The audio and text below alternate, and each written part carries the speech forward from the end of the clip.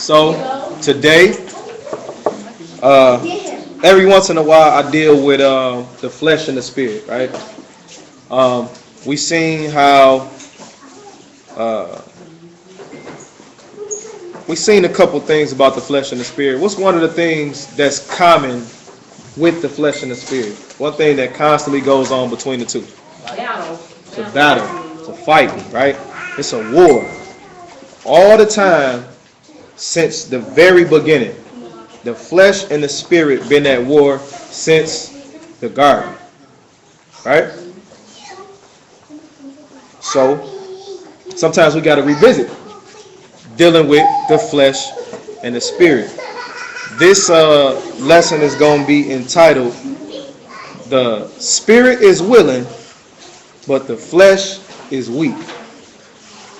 The spirit is willing, but the flesh is weak.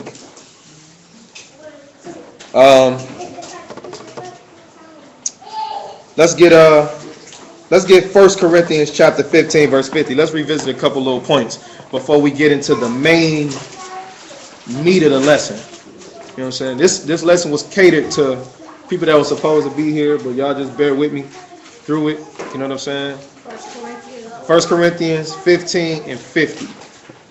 Revisit a couple points and then we dive into what we actually came here for today.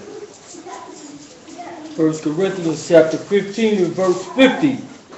Now this I say, brethren, that the flesh and blood cannot inherit the kingdom of the Most High. So we already know, like we went through a couple of times, flesh and blood cannot enter into the kingdom.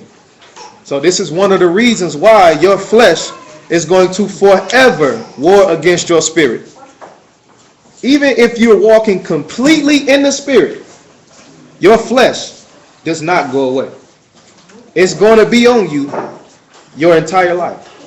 You will consistently have urges, all of these things will never go away.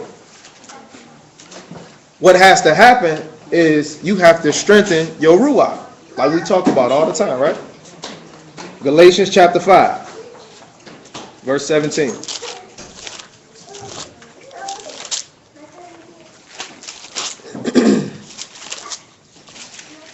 Galatians chapter 5 and verse 17.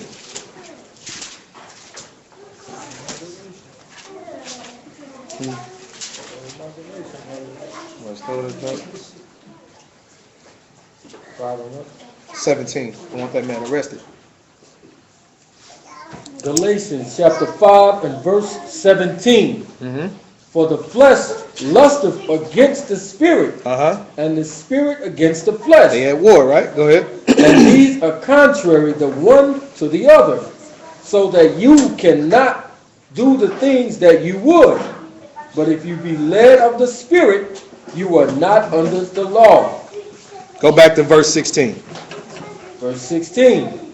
This I say then, walk in the spirit. Do what? Walk in the spirit. Walk in the spirit. And ye shall not fulfill the lust of the flesh. So walk in the spirit and you won't fulfill the lust of the flesh. We know this, right? We know the fruits of the spirit as opposed to fruits of the flesh. This is a given. Right? Matter of fact, drop down to verse 19 so we can see the works of the flesh. Verse 19. Now the works of the flesh. All right, hold that. The works of the flesh. Drop down to verse 22. Verse 22. But the fruit of the spirit is. Now, what's the difference between what he just named about the flesh and the spirit? One is fruit, and one is work. When we were in the garden, the Most High gave us what? To eat. Fruit. Right? When we sin, what did he make us do? It's a difference. It's always been a difference. It's going to always be a difference. Right? Read verse 19. Verse 19. Now the works of the flesh are manifest, which are these: adultery, fornication, uncleanness, lasciviousness, idolatry, witchcraft, hatred, variance, emulations, wrath, strife, sedition, heresies, envying, murders, drunkenness, reviling, reveling, and such like, of the which I tell you before, as I have also told you in times past, that they which do such things shall not inherit the kingdom of the Most High. This is why the flesh and blood can't inherit the kingdom. Right? Verse 22. Verse 22. But the fruit of the Spirit is love, joy, peace, long-suffering, gentleness, goodness, faith, meekness, temperance. Against such there is no law. So we already know they at bat with each other all the time, right? Let's get Romans chapter 7. Start at verse 14. Romans chapter 7 and verse 14.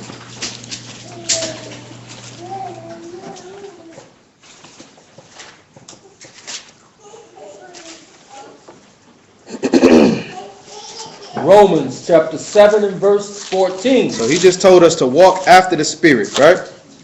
Romans 7 and 14.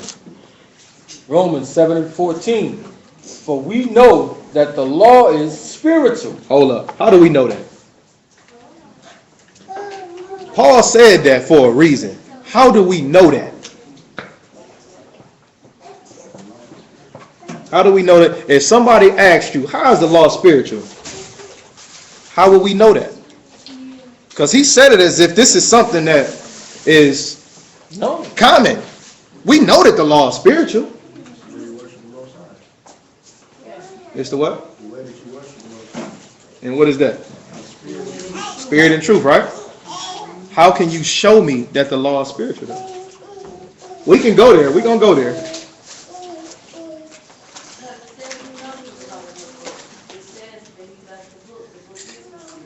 The book is his spirit. Okay. The words I speak are spirit. What happened? The words I speak are spirit. Exactly. Let's get John 4. I got you. John 4 and 23. So let's see how the law is spiritual. Is there anything spiritual in the law? On the surface, is there anything spiritual about the law? What's in the law? Commandments, right? Are these commandments spiritual? How do you carry them out? Physically. Right? Let's see something. Define the spirit for me right now. I need to just know if I'm on the right page. I got you. We about to go there. John 4 and 23. John chapter 4 and verse 23. Uh-huh. But the hour comes, and now is, when the true worshipers shall worship the Father in spirit and in truth. So he says that we're going to truly worship him in spirit and in truth. Right? Read. For the Father seeketh such to worship him. Uh-huh. The Most High is a spirit. The Most High is a what? A spirit. The Most High is a spirit himself. Remember, the Most High is not a man that he should what? Right. So he's not a man. Right? He's a spirit. Read. The Most High is a spirit, and they that worship him must worship him in spirit and in truth. So if the Most High is a spirit, and we have a law, where did the law come from? It came from the Most High, right? Get Deuteronomy 9 and 10.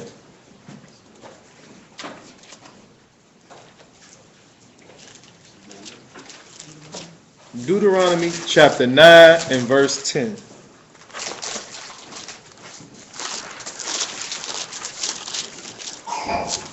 Deuteronomy chapter 9 and verse 10.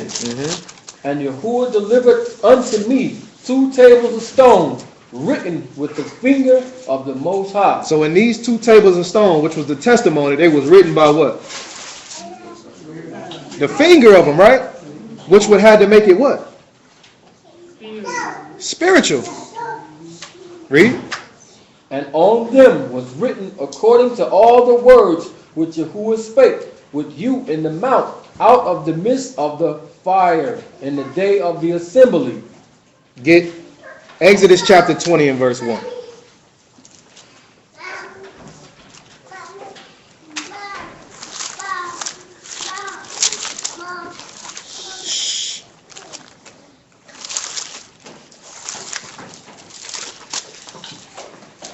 Exodus chapter 20 and verse 1.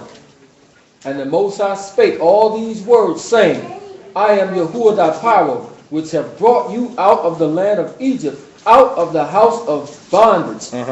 You shall have no other powers before me. This is starting the what? The commandments, right? The 10 commandments, right? The first thing that verse 1 say is what? All these words.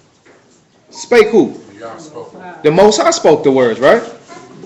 So were these words were what? If they coming from a spirit, they what? They ruach, right? Spiritual. Get Exodus chapter 31 and 12.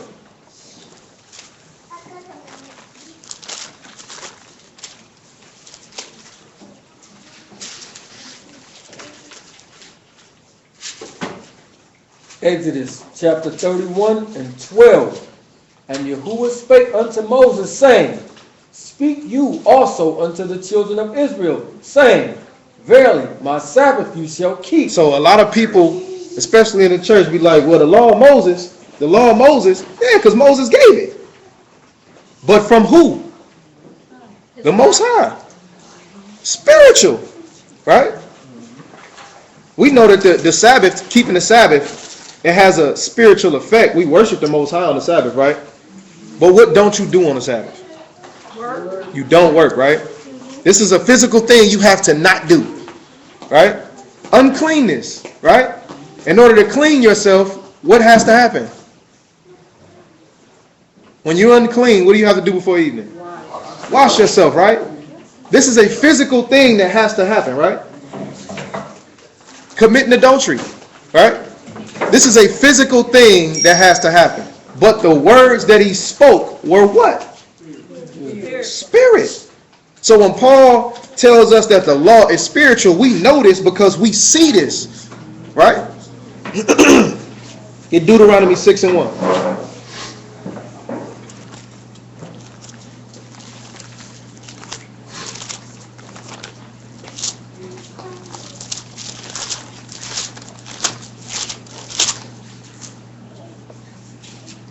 Deuteronomy chapter 6 and verse 1.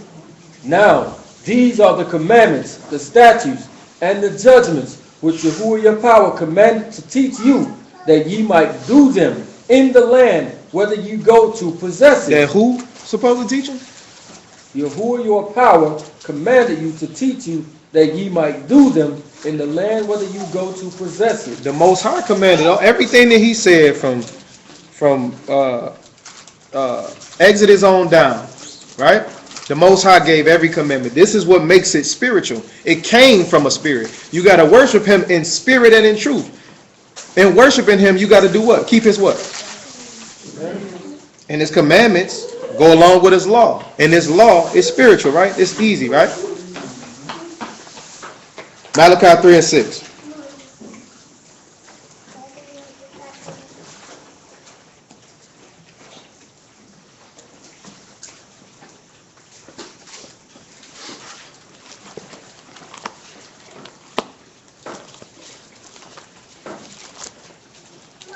Malachi chapter 3 and verse 6. For I am Yahuwah, I change not. So if it was spiritual then it's what? Spiritual now, right? Then what? For I am Yahuwah, I change not. Therefore ye sons of Jacob are not consumed. What happened? What did we learn last week that was going to get you consumed? What are you going to get consumed in? The fire, right? If you don't do what?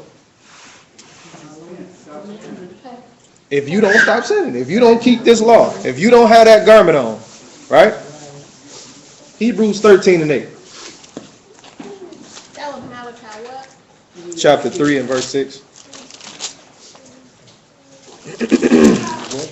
13 and 8.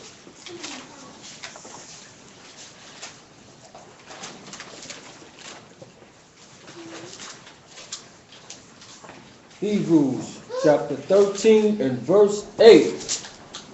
Yahushua HaMashiach, the same yesterday and today and forever. He gonna always be the same, right? It was spiritual before, spiritual now, right? So, let's go back to Romans chapter 7 and finish that verse.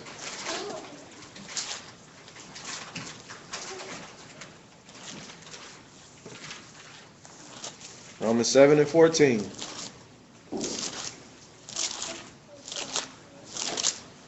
Romans chapter 7 and verse 14. For we know that the law is spiritual, but I am carnal. But I am what? Carnal, sold under sin. I am carnal, sold under sin.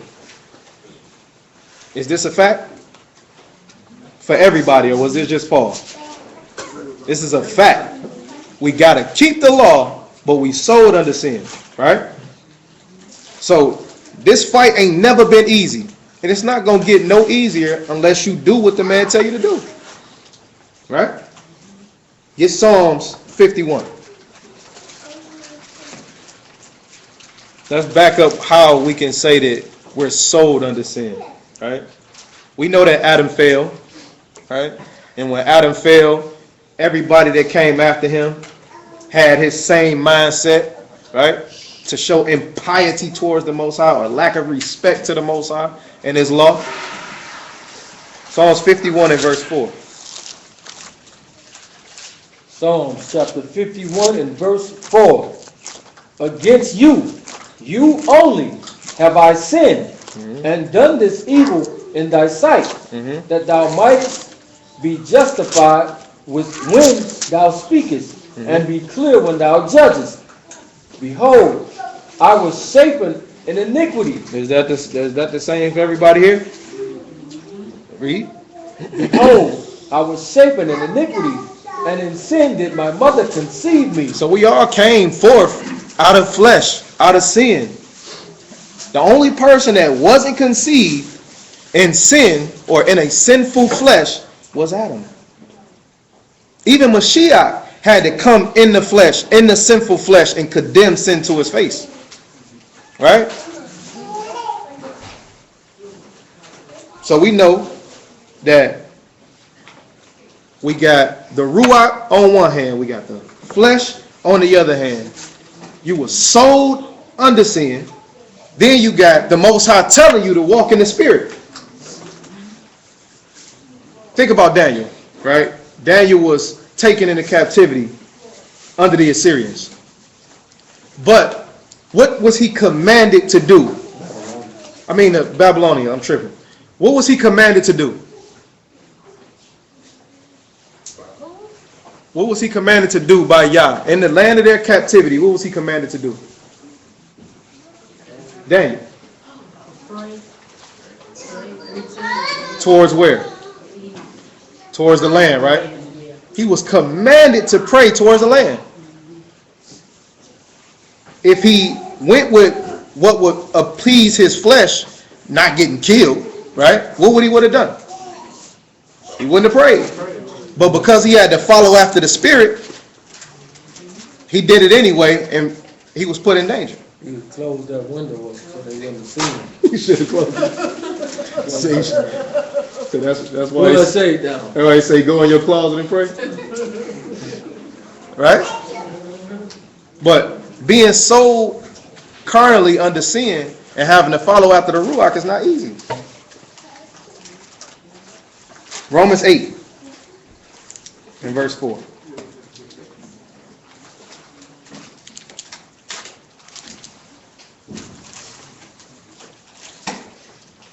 Romans 8 and verse 4. Romans chapter 8 and verse 4. Matter of fact, pick it up at verse 1.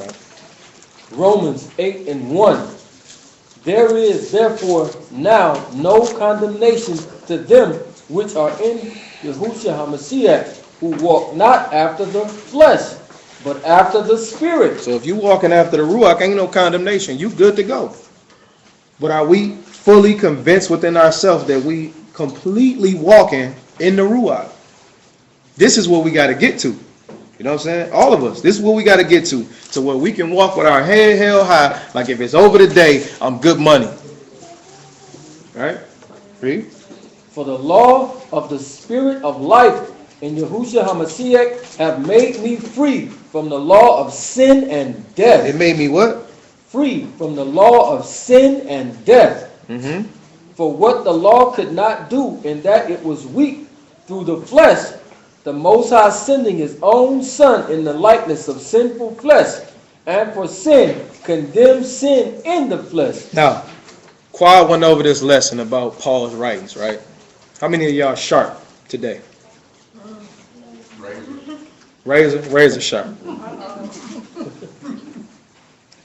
What is he talking about in verse 3? When he says, for what the law could not do, in that it was weak through the flesh. What is he talking about? The law couldn't justify man or make us free. Free from what? Free from death. Okay. Is it? It's the only thing you ask. Read verse 2 and verse 3. See if you get a more of an answer. For the law, okay, go ahead. For the law of the Spirit of life in Yahushua HaMashiach have made me free from the law of sin and death. So there's two different laws he's speaking about. For what the law could not do, in that it was weak through the flesh, the Most High sending his own Son in the likeness of sinful flesh, and for sin, condemned sin in the flesh. So what couldn't the law couldn't free us how? Why? What is it talking about? That's what I'm trying to figure out. Because the law, It couldn't atone for your sin? the law is not what made us free. Mm-hmm. So when they say that we are justified, that means we made free through the Spirit of the Mashiach, who was that sacrifice. Because it was the sacrifice that had to atone for us, even with following the law.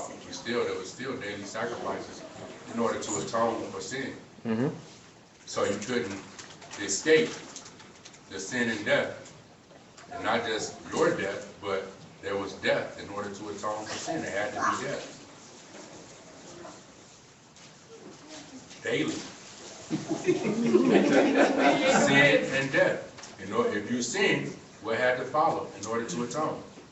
Yeah. I like that answer. Told y'all, sure. It wasn't specifically what I was looking for. To my own feeling. To your own spirit. What's the thing Terrence called it? Filter system. Yeah. Philistine. What the law couldn't do was make you stop sinning.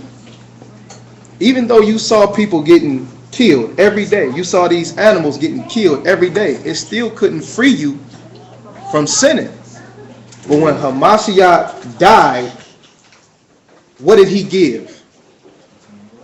He gave eternal life, but what else? He gave the Ruach. What is the Ruach supposed to stop you from doing? Period. Right? This is what he gave. This is what the law of sin and death, or the death penalty, this is what it couldn't do. It couldn't stop you from sinning. How many of our people saw people getting killed and still continue to sin? I mean, we in captivity right now, so we know that it didn't work. Right? And we're going to get into that too, with him giving the Ruach, right? But yeah, my aqua sharp is a razor. I like that. Thank you, brother. No doubt. Keep reading. Verse 4. That the righteousness of the law, The what? the righteousness of the law might be fulfilled in us, who walk not after the flesh, but after the Spirit. Walk after the what? The Ruach, right? You had people chasing after the Ruach before it was freely given to you. Read. We're going to read about that too. Go ahead. But they that are after the flesh do mind the things of the flesh. But they that are after the Spirit, the things of the Spirit. Yep. For to be carnally minded is death. So to be carnally minded or flesh minded off the rip is what? It's death. You can't get nowhere being carnally minded. Just laying down this foundation. We can't get nowhere being carnally minded. Right? Read. But to be spiritually minded is life and peace. So he's literally telling you to walk after the ruach. If you have if nothing carnal can enter into the kingdom. So if your mind is carnal when your body is gone, where's your mind gonna go? It's gonna follow right with your body, right? So you can't have a carnal mind. Period. Nothing carnal, nothing flesh or blood can enter into the kingdom. Keep reading. Because the carnal mind is enmity against the Most High. It's what? It's enmity against the Most High. Now, this is an enemy. To have a carnal mind is an enemy against the Most High, right? So watch this. When you judge in a matter, right? When let's say somebody presents you a situation and you have to be able to judge this matter righteously, right? What should you base your judgment off of? Should you base it off of how you feel or base it off of what's written? You have to base it off what's written. But 9 times out of 10, how do we base it off of? We ain't talking about qual. Me. I'm just saying. Oh, okay. If it was me, I'll do. Wrong. Exactly. Exactly. That's what we throw in there every time. If it was me, man, I wouldn't have never took that from. You know what I'm saying? But according to the law, you got to hear both sides. Then you got to weigh it out by the scriptures. Then you get your answer, right? But just that quick, you entered into a carnal mind. Just that quick, you could have caused yourself to be an enemy to the Most High. Right? Keep going. Verse 7, the top of it. Verse 7. Because the carnal mind is enmity against the Most High, for it is not subject to the law of the Most High. Wait a minute. It's not what? It is not subject to the law of the Most High. You telling me something I got in my brain, in my head, my brain. If made carnal, it's not even subject to it. It won't even have a second thought about it. How fast you can make yourself an enemy to the Most High just by allowing your mind to go carnal. It say that he's not subject to the Most High law. Keep reading. Neither indeed can be. Uh-huh. So then, they that are in the flesh cannot please the Most High. When brothers be like, man, my bad, I was in my flesh. We got to start checking that. Why? Because when we in our flesh, we can't please Yah. You know what I'm saying? When we be like, man, I let my emotions get the best of me. Trust me, I've been there in the last couple weeks. We can't do that because when we in our emotions, we can't please the Most High. It's no way, shape, or form we can please Yah. Right? This thing ain't no joke. I'm trying to figure out what you said about you can't even think it, and that's the hardest part for me. I might not speak it out, but sometimes it's in your mind. I don't care how you try to. Absolutely. This thing, you got to seriously Cast it down. Get I'm that. serious. Know I what you can't got. stop. Get 2 Corinthians chapter 10. This thing can go too. 2 Corinthians chapter 10. But that's the thing. Remember when we did the mind, body, and soul, right? Right. It start in your mind. 2 Corinthians chapter 10. It start in your mind. Nothing that your body do, it does without your mind first. Right? I think, hold on, let me get that. 25, get that. 2 Corinthians chapter 10 and verse 5. Casting down imaginations and every high thing that exalts itself against the knowledge of the Most High, and bringing Matter of fact, hold on now. Start up at verse 3. For though we walk in the flesh, we do not war after the flesh. For the weapons of our warfare are not carnal, but mighty through the Most High, to the pulling down of strongholds. Now you're carnal, right? You're flesh, right? You can't fight your flesh with your flesh. That don't make sense.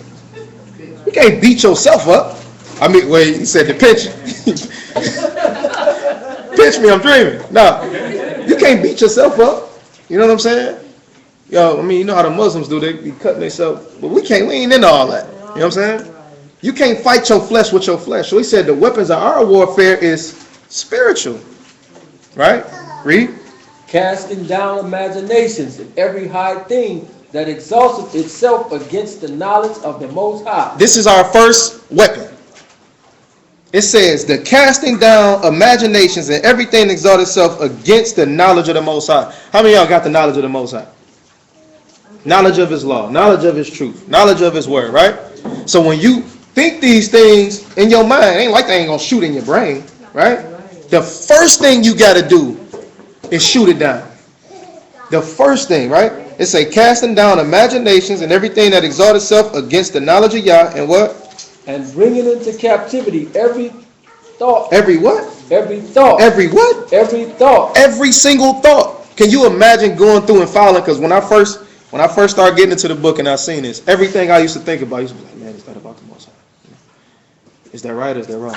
Is that this? Is that? I mean, over time it gets better because you able to file these things away, man. Man, Satan going somewhere. You know what I'm saying? Okay, I'm confused. So as long as you casting it down, you good still. This is what I'm thinking. That if you think it, we out of order. That was basically my question. No, it's gonna come to you. Think it and cast it out, you're good. That's the constant war, because like he said, it's always going to be there, but you got to cast it down. Absolutely. It ain't gonna never not. Yeah. Yeah. Thinking that you guys, how do you get this out of Oh my goodness, I'm doomed already. You're not gonna never. It's not gonna never not come. Okay. That's what we're talking about. Your flesh. It's gonna always find a way to let something creep in there. But as soon as you peep it, you gotta cast it down. Right? This is why He tell us to do what? Watch and pray. Right? Read on. Bringing into captivity every thought to the obedience of Hamashiach, and having in readiness to revenge all disobedience, and your obedience is fulfilled. All right, let's go back to Romans chapter 8. Right? So we got to cast that stuff down, because if you let it play out, James the first chapter let us know what's going to happen then. You're going to fall into temptation. When you fall into temptation, that's a tongue twister or something. Right? When you fall into temptation and it be carried out, the end is death. Right? So when those anything that boasts itself against the law of the Most High, you got to get it out of there. You know what I'm saying? I don't care whether it's, oh man, you know what I'm saying? I know it's the Shabbat, man. I'm going to buy this anyway. You know what I'm saying? I'll be all right. I've been good for about 10 weeks.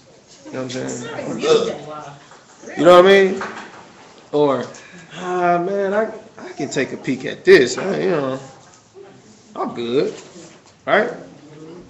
Them little bitty thoughts that pop up in your brain, you got to get them things up out of there. Why? Because they don't stay little. It's just like having a baby. When you have a baby and you feed it enough, you don't feed your baby a lot when it first come out. Yeah, a little bit. But that little bit make the baby grow. Then you got to start feeding it more. Then you got to start feeding it more until it's a grown baby. You know what I'm saying? Grown baby. Hey, I got a grown baby over there. You know what I'm saying? He eating whole sandwiches. He ain't, you know, right? So, read verse 8 again in Romans chapter 7. Chapter 8, I'm sorry. Romans 8 and 8. Romans chapter 8 and verse 8. So then, they that are in the flesh cannot please the Most High. All right. But ye are not in the Go flesh. right there. You go right there. We're going to come back to that. Get Matthew chapter 26 and verse 36. So let's get into this thing for real. All right? 26, 36. Yep. Matthew chapter 26 and verse 36. Then cometh Yahushua with them unto a place called Gethsemane, and saith unto the disciples, Sit you here, while I go and pray yonder. And he took with him Peter and two sons of Zebedee, and began to be sorrowful and very heavy. He began to be what? Sorrowful and very heavy. So he was sorrowful and very heavy. Why was he sorrowful and heavy at this time? He was getting ready to die. Right? They was about to come get him, and he was in a lower state right here. Read. Then saith he unto them, my soul is exceeding sorrowful. Anybody ever felt like that? My soul is sorrowful. Right? Read. Then saith he unto them, my soul is exceeding sorrowful, even unto death. Tarry you here, and watch with me. And he went a little farther, and fell on his face, and prayed, saying, O my Father, if it be possible, let this cup pass from me. Nevertheless, not as I will, but as you will. What did he just do? The flesh popped up, and it's in the same breath. What did he say? Not as you will. Not as my will, but as you will, right? Casting down imaginations of the knowledge of the Most High, right? Or things that exalt itself against the Most High. That's what he did. Off the rip. He had to cast it down. He can't go against what he told his apostles. Right? Read. Nevertheless, not as I will, but as you will. And he cometh unto his disciples, and find them sleep, and saith unto Peter, What? Could you not watch with me 1 hour? Now, you got to imagine how he feeling. A lot of people don't go into what he feeling like. Man, I'm about to die. I didn't even bring all 12 out here. I brought y'all. You can't watch my back while I pray? This is what he going through. You know what I'm saying? You can't do nothing but feel him. You know what I'm saying? Just like, I don't want to compare this to this. I'm going to use it anyway. Like, I don't know if you ever saw a movie or ever been in this situation where somebody robbing somebody, right? And you tell your homeboys, hey man, I need y'all on lookout. You know what I'm saying? I'm getting ready to go in here and do this thing. I need y'all to watch out. This is all you told them to do. And you go out there and they gone. Or you go out there and they sleep. Dog, he could have came in here with a 4-5. He could have blew my head off. What is y'all doing? Y'all sleep? Right? This is something you unless you was in the situation, you can't really, you know what I'm saying, fathom. Nigga, don't. Hey, we just watched that Nightmare on Elm Street. Watch me while I'm asleep. I don't want it to, if you see me moving, wake me up. True story. Did he wake you up? Oh, he went to sleep.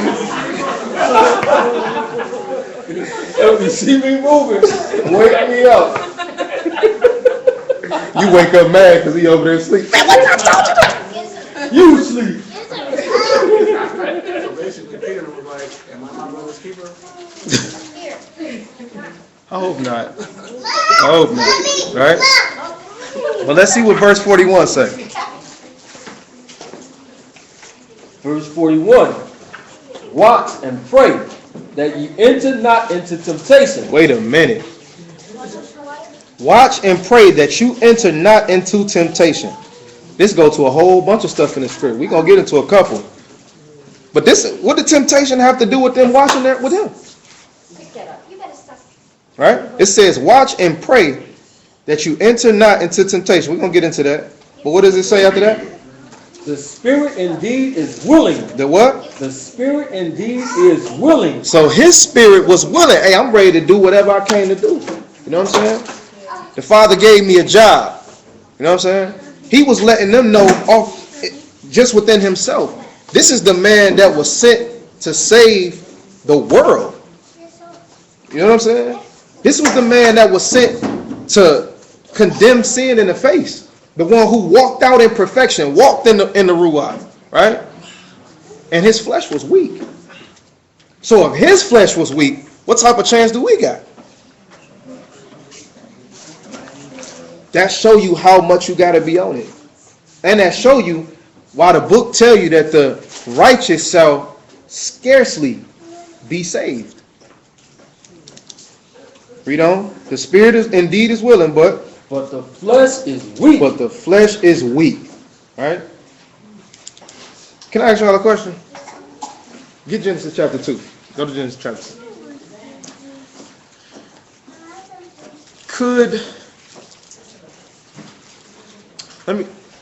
I'm gonna ask y'all after we read this. Genesis chapter 2 and 18. Hold that in your mind though. The spirit is willing, but the flesh is weak. All right, go ahead. Genesis chapter 2 and verse 18. And Yahuwah power said, it is not good that man should be alone. I will make him an helpmeet for him.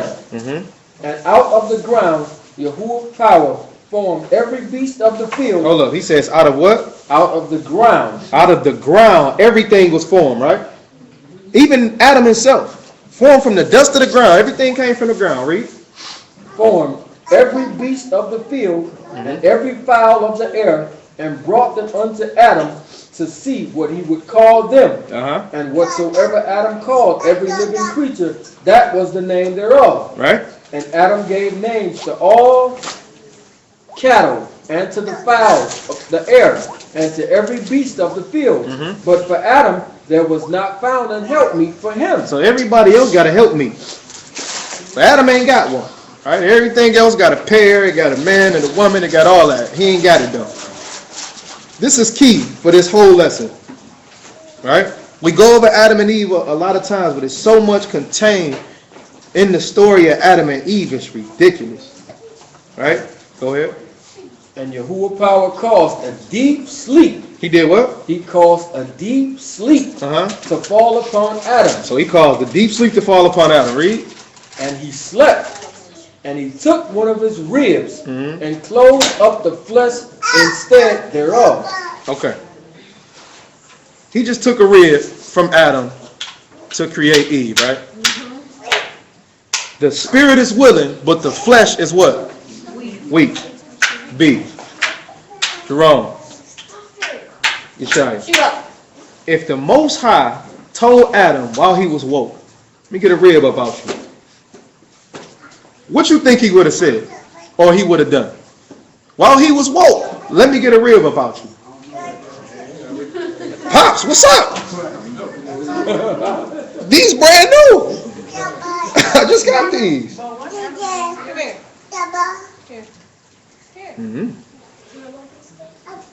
We gonna read it though. But if he just said, hey man, I need a rib about you, do you think he would have did it?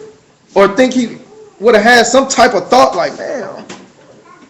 So what did he have to do to him in order for him to, he had to put him to sleep. He had to put him in the what? In the spirit. Right?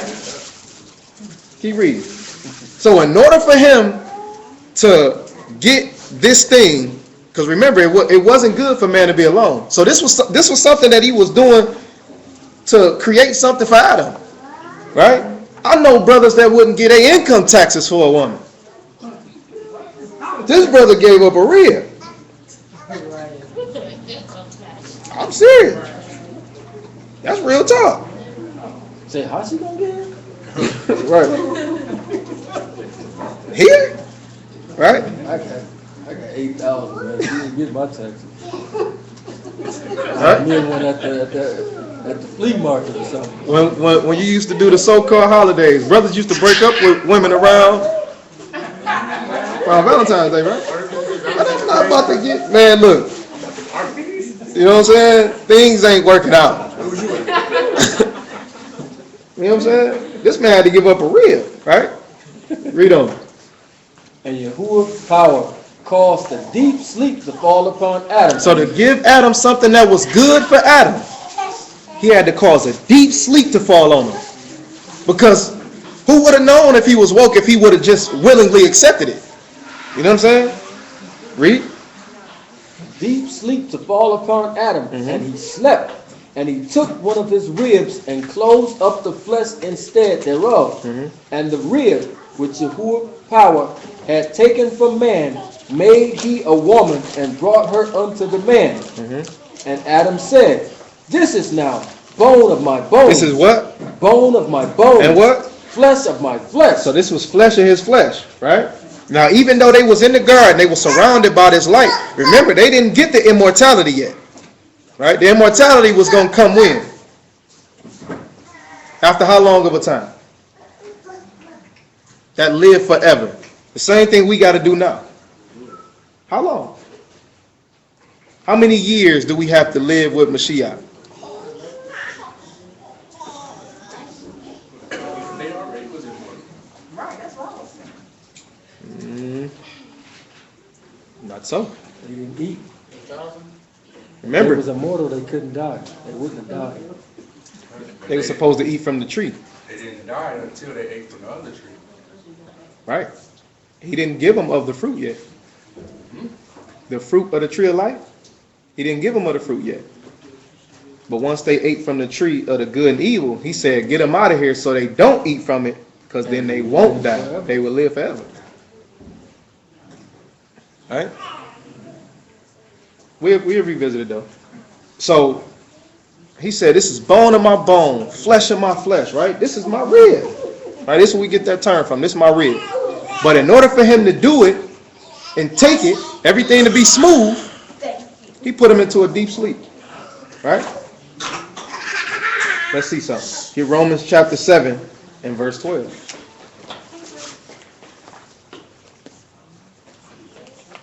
If he put Adam to sleep to bring forth that which is good to him, what right now would be good to us?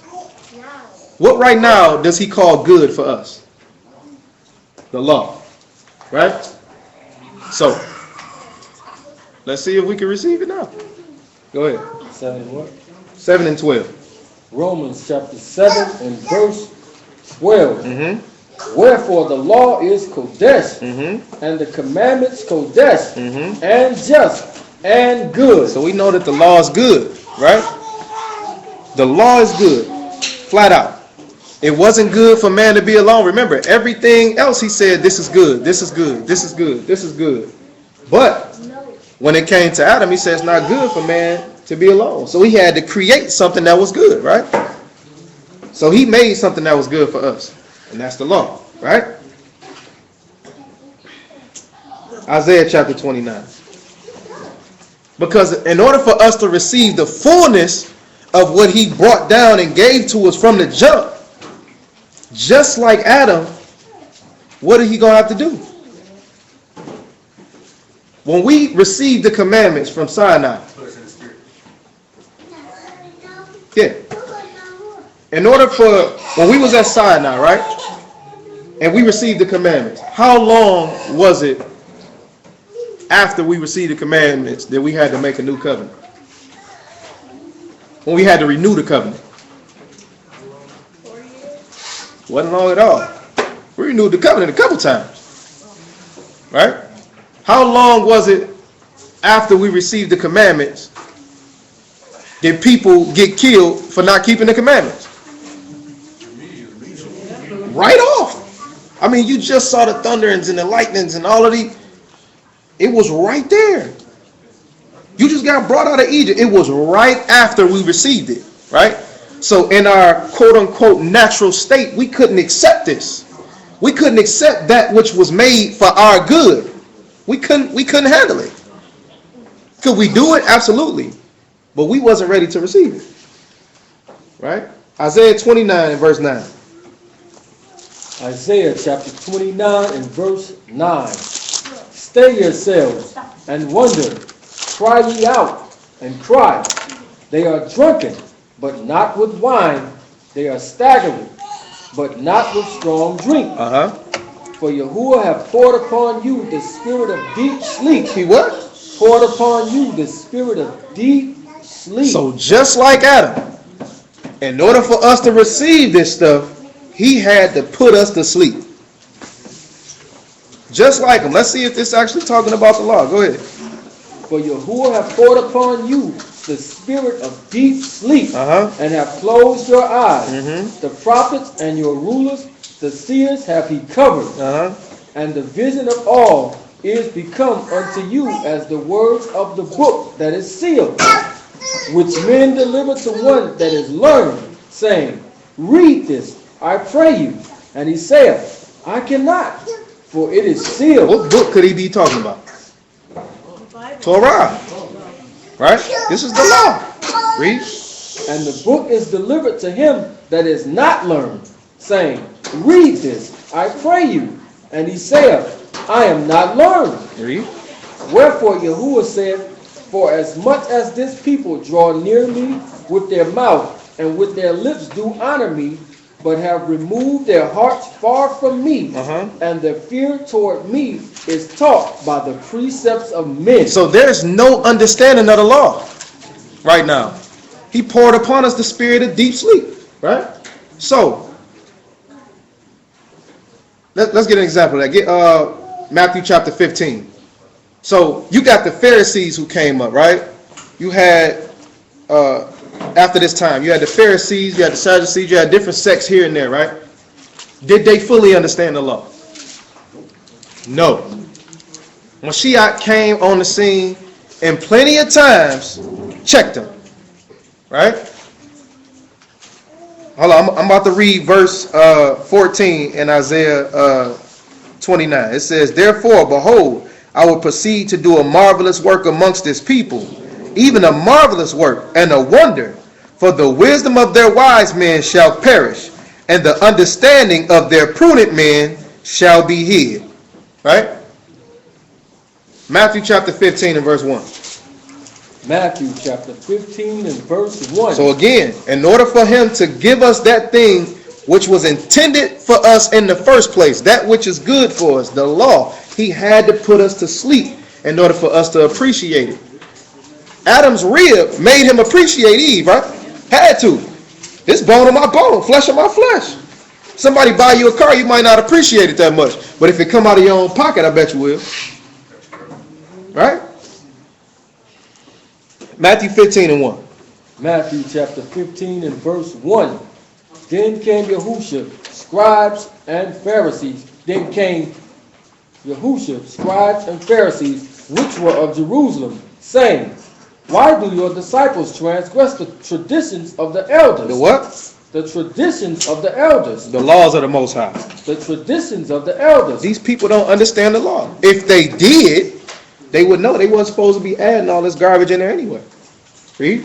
But they wash not their hands when they eat bread.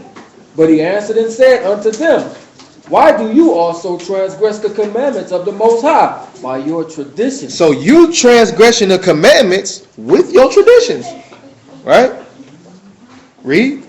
For the Most High commanded, saying, honor your father and your mother, and he that curseth father or mother, let him die the death. We know that they wasn't putting this into play. You didn't have to die to death if you cursed your father and your mother. Read on. But you say, whosoever shall say to his father or his mother, it is a gift, by whatsoever thou mightest be profited by me. You profited by me. I'm a gift to you. Yeah. How you gonna kill me? I'm good. I'm good money. Right? Read.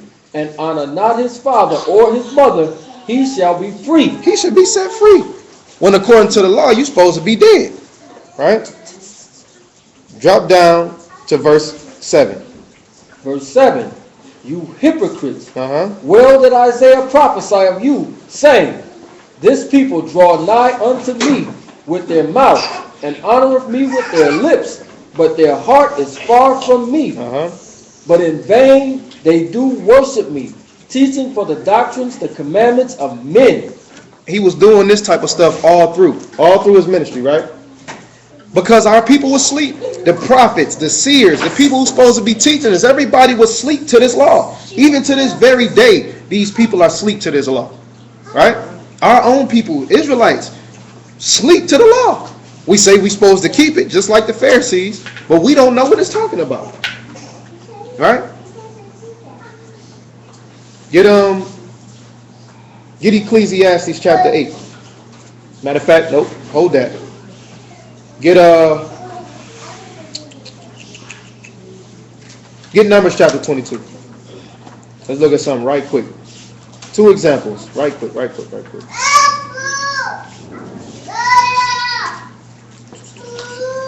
Because to bring that which was good to Adam, to bring that which was good back to the people, the Most High had to intervene, right? If the Most High hadn't intervened when it came to these Pharisees teaching our people, we'd all been dead right now. If the Most High hadn't intervened with Adam and said, look, I need to bring you something that was good, it wouldn't be no mankind. right? The Most High got to intervene sometime. Read Numbers 22 and verse 1. We'll start there. Numbers chapter 22 and verse 1 Matter of fact, start at verse 6. and verse 6. Come now, therefore, I pray you, curse me this people, for they are too many for me. Peradventure I shall prevail, that we may smite them. So this is Balak coming to Balaam, telling him, I need you to curse the children of Israel, right? Read on. And that I may drive them out of the land. For I wot that he whom thou blessest is blessed, and he whom thou cursest is cursed. And the elders of Moab and the elders of Midian departed with the rewards of divination in their hand. And they came unto Balaam and spake unto him in the words of Balak. And he said unto them, Lodge ye here this night, and I will bring you word again, as the Lord shall speak unto me. And the princes of Moab abode with Balaam. So he did right. He ain't just take the gifts. You know what I'm saying? He wouldn't inquire of the Most High, right? Read verse 12. Verse 12. And the Most High said, Balaam, thou shalt not go with them. Thou shalt not curse the people, for they are blessed. So the Most High said no go. Verse 15. Verse 15. And Balak sent yet again princes more and more honorable than they. And they came to Balaam and said unto him, Thus saith Balak, the son of Zippor, let nothing, I pray thee, hinder thee from coming unto me. For I will promote thee unto very great honor. I will do whatsoever thou sayest unto me. Come therefore, I pray you, curse me this people. So the Most High told him, don't curse the people, right? And he sent some people more noble than them and say, hey man, listen, all we need you to do is come curse this people. I'm going to promote you. I'm going to give you honor. I'm going to do whatever you say. Whatever you need, I got you. How many of y'all would have went for that?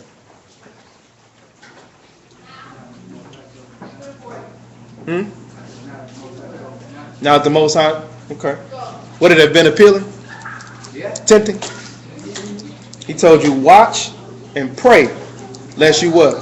Enter into temptation. So he had to be aware. Man, they trying to get me, right?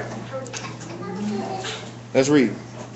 And Balaam answered and said unto the servants of Balak, If Balak would give me his house full of silver and gold, I cannot go beyond the words of Yahuwah, my power to do less or more. What did he say? I cannot go beyond the words of Yahuwah, my power to do less or more. So he said, I can't go beyond the words of the Most High to do less or more. He just set himself up. He just set himself up. And we gonna see why. So that means whatever the Most High told him to do, he can't do nothing less or nothing more. That's it. If the Most High say, jump up and down 2 times, if you jump a 3rd time, you just went against what you said. Right? Nothing less, nothing more. Right? What verse is that? Verse 19 now. Read verse 20. Verse 20. And the Most High came to Balaam at night and said unto him, If the men come to call thee, rise up and go with them. Now we got to realize, even though this man was a prophet, when these people came and brought all these gifts and brought all this stuff to him, this is not something that they told him they was going to do without showing him something. They brought him a bunch of gifts. They brought him a bunch of, like what do you say, rewards, everything to sit in his face. Man, you can get this, and you can have honor in the kingdom. You can have this and that, the third, right? You can have all this stuff. You think that stuff wasn't appealing? So the first chance that he got, you think he wouldn't go? What did the Most High tell him right here in verse 20? Gotta read it real close and careful. And the Most High said unto Balaam at night, and he said unto him, If the men come to call you. If they do what? If the men come to call you. If they come to call you, just like they did the first couple times, right? If they come to call you, then do what? Rise up and go with them. But now the first couple times he said, don't go. But he said, if they come and they call you this time, Get up and go. Read. But yet the words which I shall say unto you, thou shalt do. Now, he just said nothing more am I going to do or nothing less that I'm going to do when it comes to the Most High word, right? They just put all of this stuff in his face. And the Most High said, look, when they come back, you can go ahead and roll with it. Just do what I say. How happy you think he was? He was ecstatic. Like, what? I can go? Man, that white horse they had sitting out there, man, with them chrome hoofs. Right? Read the next verse. Verse 21. And Balaam rose up in the morning and saddled the donkey and went with the princes of Moab. What'd he do? You got ready. Okay. He went. He dipped out. Right? As soon as the morning hit, he was like, whoo. They didn't come to him. He went to He them. went to them. Like he said, he couldn't even sleep that night. You know what I'm saying? Yeah. So now the Most High pissed off. What did he just follow after? His flesh. The Most High literally in the spirit came and told him what to do. When they come to you, he done already said, I'm not going to do more than what the Most High say or less. You just did more. You went to them. Who knows? They might not have even came. Right? Verse 22. Now, remember, he went according to his flesh. Get Proverbs chapter 14, verse 12. He went according to his flesh. Well, hold what you got. Yeah, hold what you got and get Proverbs 14, 12.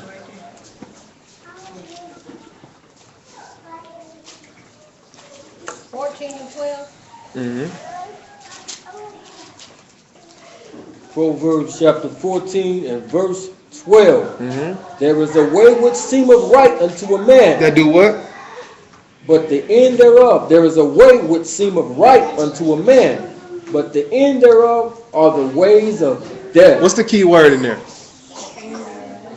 Seen. Seen. Well, he said if they come, I can go, right? I might as well just get up and, you know what I'm saying, roll with them. You thought. It seemed like it was okay for you to do. Let's go back. Verse 22. Uh-huh. And the Most High's anger was kindled because he went, and the Malachim of Yahuwah stood in the way for an adversary against him. Now he was riding upon a donkey, and his two servants were with him. Mm-hmm. And the donkey saw the Malachim of Yahuwah standing in the way. He did what? And the donkey saw the Malachim of Yahuwah standing in the way. And Balaam didn't see it. The two servants he was with didn't see it. The donkey saw it. When it comes to doing something good for you, if you roll after your flesh, sometimes the Most High got to intervene. So you don't kill yourself. Right? There is a way to seem right to a man, but the end of those ways is death. Right? Read. And the donkey saw the angel of Yahuwah standing in the way, and his sword drawn in his hand.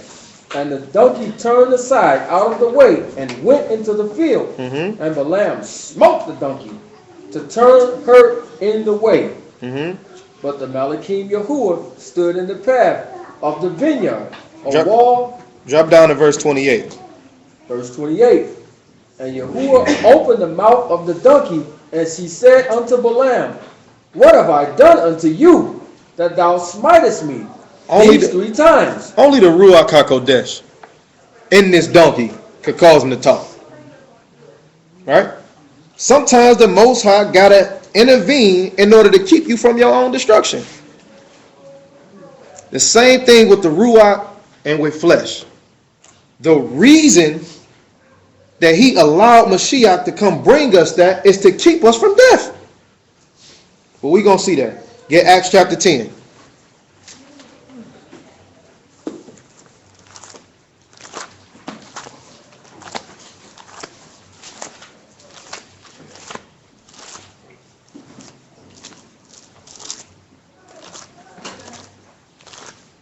Acts chapter 10 and 1. Acts chapter 10 and verse 1. Mm-hmm. There was a certain man in Caesarea called Cornelius, a centurion of the band called the Italian band, a devout man, and one that feared the Most High with all his house, which gave much alms to the law, to the people, and prayed to the Most High always. He saw in a vision, evidently about the ninth hour of the day, a Malachim of Yahuwah coming unto him, and saying unto him, Cornelius. And when he looked on him, he was afraid, and said, What is it, master? And he said unto him, Thy prayers and thine alms are come up for a memorial before the Most High. All right, so he done got a vision, right? The prayers then came up for memorial unto the Most High, right? Drop down to verse 9. Verse 9. So he basically told him to send after Peter. You know what I'm saying? We know the story, right? Verse 9. Verse 9. And on the morrow, as they went on their journey and drew nigh unto the city, Peter went up upon the housetop to pray about the 6th hour. And he became very hungry and would have eaten, but while they made ready, he fell into a trance. Who put him in this trance? Read. And saw Shamaim open, and a certain vessel descended unto him, and it had been a great sheet knit at the four corners, and let down to the earth, wherein were all manner of four-footed beasts of the earth, and wild beasts, and creeping things, and fowls of the air. And there came a voice to him, Rise, Peter, kill and eat. So we know the story, right? Drop down to verse 17. We know that these wasn't literally him saying you can eat everything that you saw fall, right? Verse 17. Now while Peter doubted in himself what this vision which he had seen should mean, behold, the men which were sent for Cornelius had made inquiry for Simon's house, and stood before the gate, and called and asked whether Simon, which was surnamed Peter, lodged there. Drop down to verse 25. Verse So the Most High intervened right here, right? Same thing he been doing. When it came to Adam, when it came to Balaam, when it came, just a lot of the prophets, right? So now we hear Peter. The Most High had to intervene to show him something. Verse 25. And as Peter was coming in, Cornelius met him and fell down at his feet and worshipped him. But Peter took him up, saying, Stand up, I myself also am a man. And as he talked with him, he went in and found many that were come together. And he said unto them, You know how it is unlawful thing for a man that is an Israelite to keep company or come unto one of another nation. But the Most High have shewed me that I should not call any man common or unclean. So in order for this thing to happen, the Most High had to intervene. In order for him to say, look, man, I don't care, Gentile, whatever, they ain't unclean, right? In order for this good thing to happen, he had to intervene. Because otherwise, it would have been one way, right? Get Genesis chapter 2 again. So we see this intervening, right? Let's go back to Genesis chapter 2 and verse 18. Genesis chapter 2 and verse 18. Somebody grab their Strongs. And Yahuwah said, It is not good that man should be alone. I will make him a helpmeet for him. Can somebody look up the word help me? Strong's definition for the word help me. And we'll get to that later. Because that's a big thing as well. You know how they it's a big argument in Israel. Well, he said I was supposed to be your helpmate, not your doormat. You know, blah, blah, blah, right? Help me. It's not together in there? There's a help, meat. I know. You know what I mean? Yeah. Is it not meat for dogs to eat off the children? I mean off the table, the master's table? That meat. Right. Or help that's sufficient, right? Absolutely. So, again, when we look at this, we're going to revisit this Genesis chapter 2 on another lesson concerning this very verse. No, no. Keep that in mind. So what is that meat? What does that mean? Oh, you got it? One who helps. One who helps? No. It's just help. Mm-hmm. But for some reason they translate it twice as help me. That's the blue letter? Yeah. All right, what do it say in the Strong? Strong, it says to surround. That is protect or aid. To aid, right? Same thing, y'all looking at Strong's over there? To aid, right? Okay. So just like B was talking about, right? It's somebody to help, right? Sufficient, right? To aid. So it was not good that man should be alone. So the man was without aid at the time, right? So he had to pull an aid from out of himself, right? From out of the man. I want y'all to hold on to that. Hebrews chapter 9 and verse 28. So that helpmeet is aid. It's not good that man should be alone. So he gave him aid. Sufficient help. He gave him welfare. So he gave him wick. 9 and 28. What is that? What's 9 and 28? Hebrews 9 and 28. So remember, it was not good that man should be alone, so he gave him an aid, or sufficient help. Hebrews chapter 9 and verse 28. Mm-hmm. So Hamashiach was once offered to bear the sins of many, and unto them that look for him shall he appear the second time without sin unto salvation. Mm-hmm. Read 10 and 1. Hebrews chapter 10 and verse 1. For the law, having a shadow of good things to come. For the what? For the law, having a shadow of good things to come. So, isn't Genesis a part of the law? So this thing that he did with Adam was a shadow of good things to come, right? But what was that good thing? Hamashiach. But it was some even in him, right? Read on. For the law, having a shadow of good things to come, and not the very image of the things, can never, with those sacrifices which they offered year by year, continually make the comers thereunto perfect. So these things couldn't make them perfect, right? Same thing we spoke about earlier, right? So he sent an aid to Adam, which means he would have to send an aid to who? To us, right? Get Ecclesiastes chapter 8. Matter of fact, before we go there, go John 14. John 14. In verse 15. John 14, 15. He had to send us an aid that we did not possess. John chapter 14 and verse 15. If you love me, keep my commandments. Mm-hmm. And I will pray the Father, he shall give you another comforter. He shall do what? He shall give you another comforter. Now man was given an aid in the beginning. So man got to be given an aid now in the end, right? Read.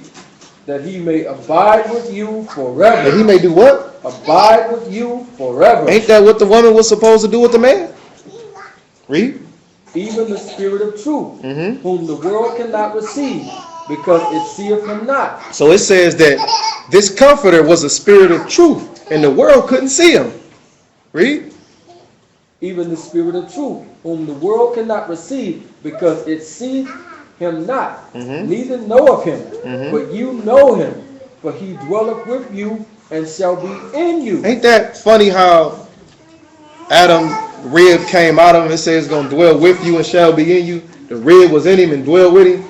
But a lot of people say that the Ruach HaKodesh is a woman.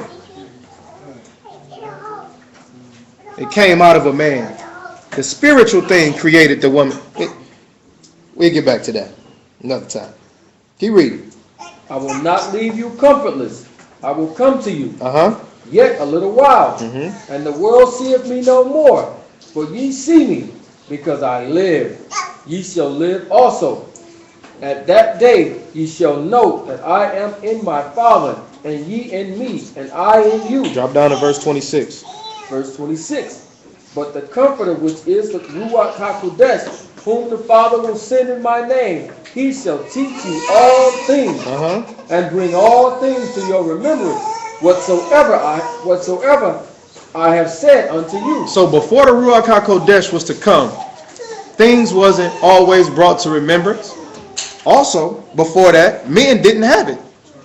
Men didn't have a Ruach HaKodesh before he gave it.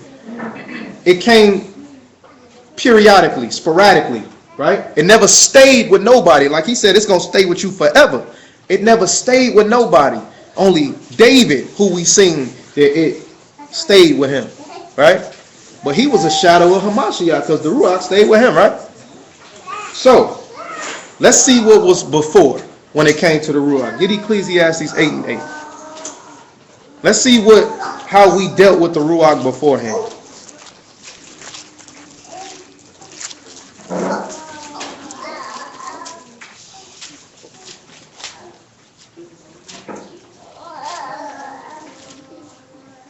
Ecclesiastes 8 and verse 8. There is no man that have power over the Spirit to retain the Spirit. What happened? There is no man that have power over the Spirit to retain the Spirit. It ain't no man that can retain the Ruach. That got power to actually retain it himself. Right now, do you have power to actually retain the Ruach HaKodesh? You do.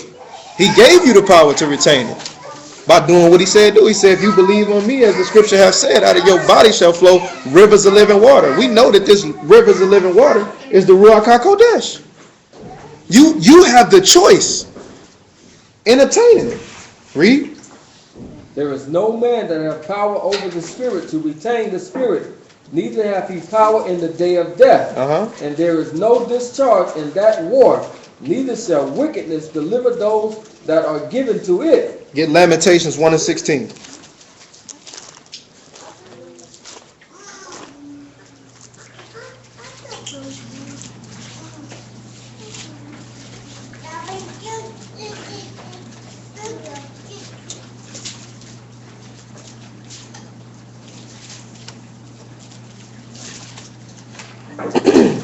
Lamentations chapter 1 and verse 16.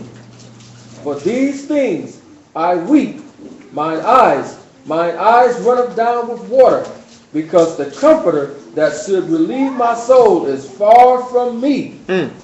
The Comforter that should relieve my soul is far from me. That Comforter that's going to give my soul rest is far from me. And it stayed far from us until Mashiach came. Read on. The Comforter should relieve my soul is far from me. My children are desolate, because the enemy prevails. What is our enemy again? Sin and death, right? This is our enemy, right? Is not it prevailing over the children of Israel right now? But the Ruach is willing. It's willing to save. But the flesh is weak. The flesh is what's keeping it from coming in. Right? You got to open the door. Get John chapter 20 and verse 22. So beforehand, we didn't have no Ruach. We didn't have no sufficient aid. Right?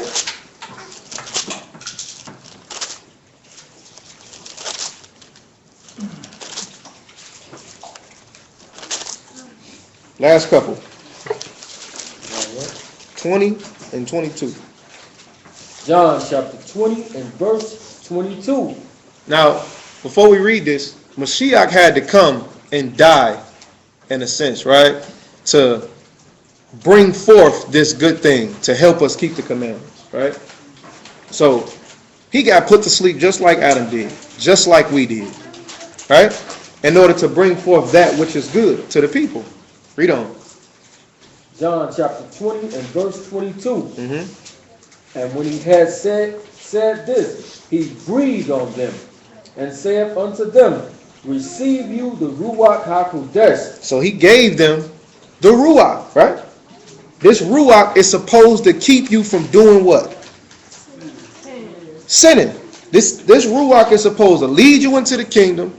This ruach is supposed to give you the keys that you need for salvation. Right? Now, if we don't receive this ruach, where we gonna end up?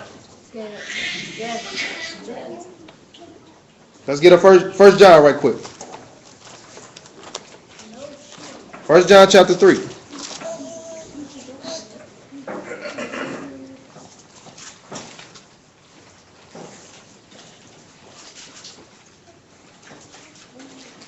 In verse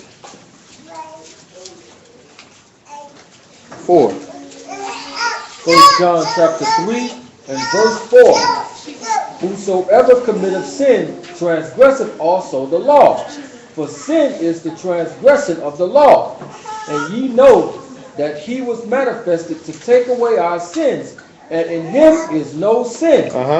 Whosoever abideth in him sinneth not. Now he said, once he give you this comforter, you're going to know that I'm in my Father, you in me, and I in you. We're going to all dwell together, right? So if we got this comforter or this ruach, it says that whosoever abide in him do what? Sinneth not. And whosoever sinneth have not seen him, neither know of him. Little children, let no man deceive you.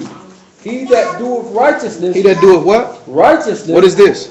Is righteousness. He that doeth the law is righteous. Right? Verse 8. He that committeth sin is of the devil. The sin comes from what?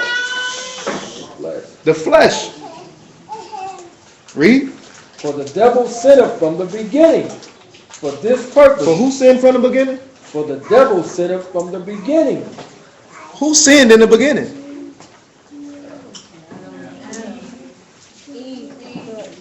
Both of them sinned. We ain't gonna have this argument. Adam sinned. Eve did. Said it, pointing fingers. You know what I'm saying? Well, if it wasn't for Adam, we wouldn't have been. You know what I'm saying? She tricked him. Nah, she ain't tricking. But right? It says, for the devil sinned from the beginning.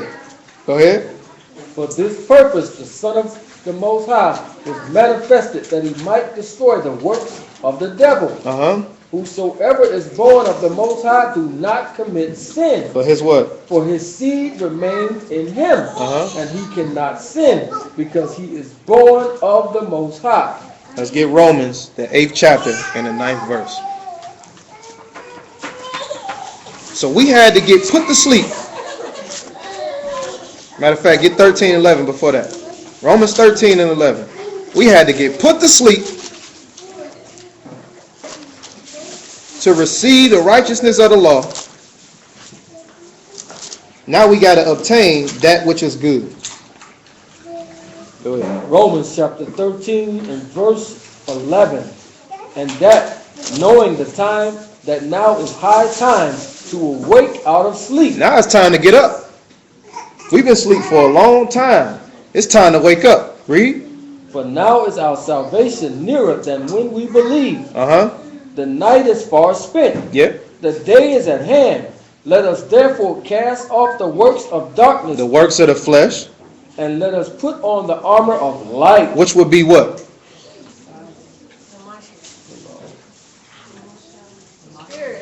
The law. The Ruach HaKodesh. Read. Let us walk honestly, as in the day, not in rioting and drunkenness, not in chambering and wantonness, not in strife and envying, but put ye on Yahushua HaMashiach, and make not provisions for the flesh. Make not provisions for the what? The flesh. Go ahead. To fulfill the lust thereof. All right. Romans chapter 8. So we got to make sure we put on the Ruach, right? Which was given to us from Mashiach.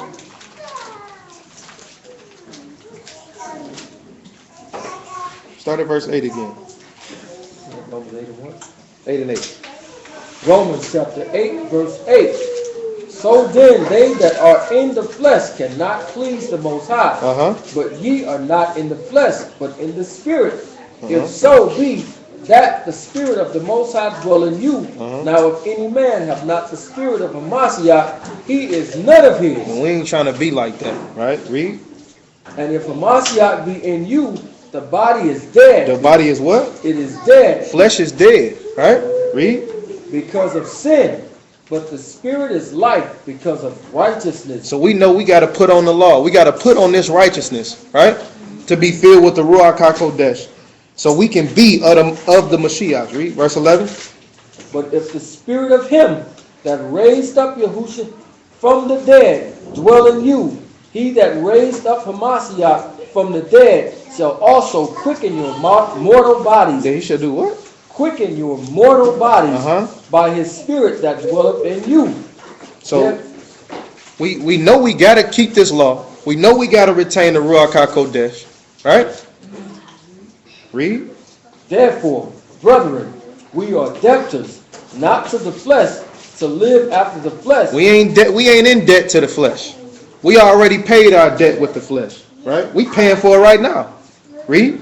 For if you live after the flesh, you shall die. No ifs, ands, or buts about it. Read.